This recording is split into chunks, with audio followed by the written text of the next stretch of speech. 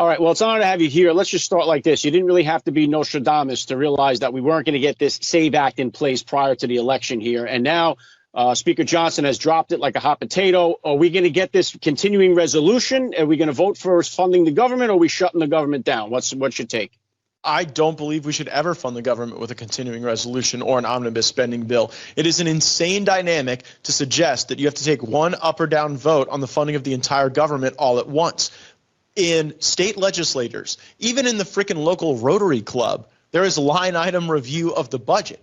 And the fact that we don't do that at the national level is a disgrace. And by the way, it's the reason you now can't afford a house or a car with the interest rates, because we are going $1 trillion more in debt as a nation every 100 days. And we finance that debt not by borrowing, by printing money in large sums. And then that devalues everything you've worked for your whole life because we don't make responsible spending decisions. And that's not a bug of the system, Alec. That is a feature of the system. Because if you're one of these corrupt lobbyists or special interests that's bought off the right member of leadership or the right committee chair to get your program in the budget, then it lives forever.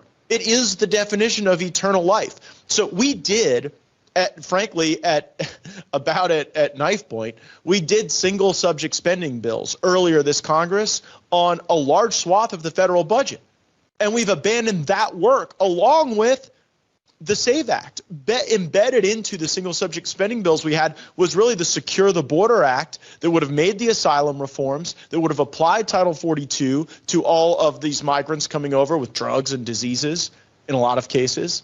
And instead, now we're just going to say, you know what? That last deal that Nancy Pelosi negotiated with Mitch McConnell, signed by Joe Biden, that's the policy infrastructure we're just going to accept.